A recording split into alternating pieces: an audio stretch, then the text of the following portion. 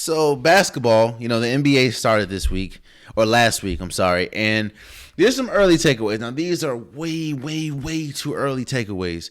But like I said, it's only a week and it's going to be a long season. But these are some takeaways I've got from at least the first week.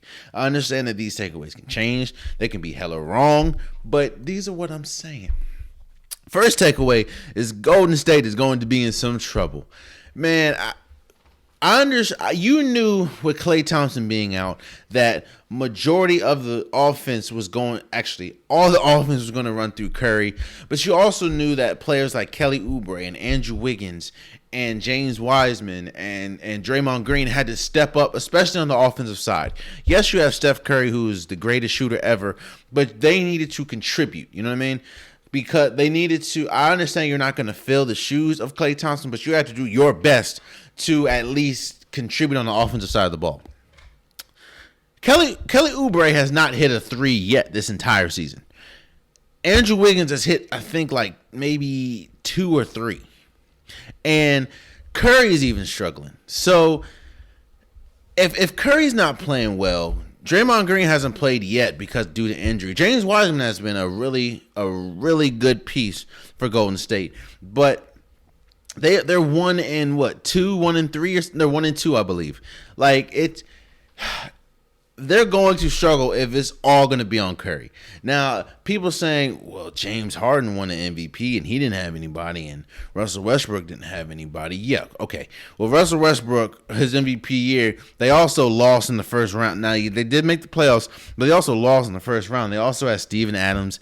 I think they had Victor Oladipo that year. Like, they had people to help.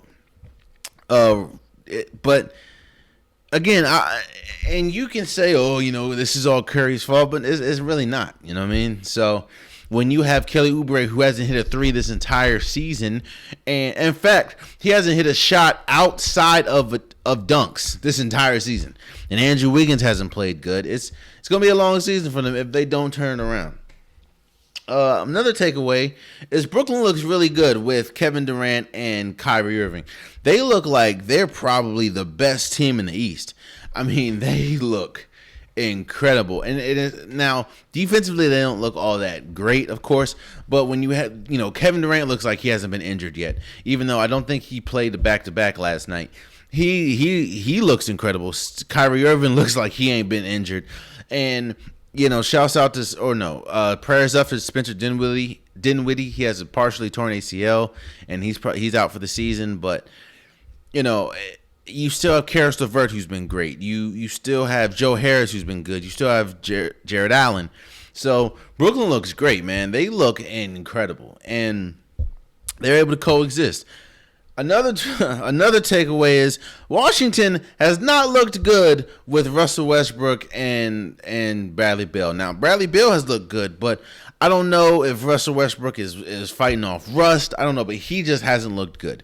And I don't know the type of lineups that I understand. Again, this is week 1, and I'm over. I could be over exaggerating, but some of the lineups that Scott Brooks is rolling out there is odd to me. Like you have Neto, you have Ish Smith, and you have Westbrook at the small forward position. Like, I don't get it. Another takeaway is stars are going to be stars. And I'm looking at you, James Harden. James Harden has been demanding a trade this entire offseason. First game, man drops 44 and 12. Like James Harden, he's just an official bucket, man. It don't care what's gonna happen. James Harden's gonna be a star. He's gonna cook. And I think last night he had the most triple doubles since like 1972 or something like that. I don't know, but I understand he made some history last night. So James Harden this is James Harden, man. Like stars are gonna be stars. And my last takeaway, because I'm not going to, it's still early in the season. My last takeaway is Domantas Sabonis looks like an early MVP candidate. I don't think he will win the MVP, but I do think if he continues this trajectory, if he continues to play this entire season, how he's played this first week, he has been incredible. He has been offensively, he's been great. Defensively, he's been great, and he's been the heart and soul for this Pacers team. So because of that, I think he can finish if he continues how he's playing.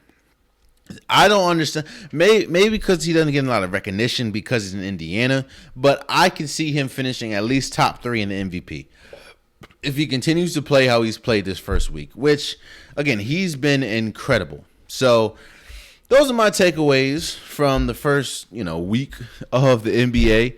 So, I understand it's still early, and I'm not saying that things won't change. I'm not saying Golden State won't get on track. I'm not saying Sabonis will slow down. I'm not saying I'm not saying nothing. I'm just saying what I've seen the first week.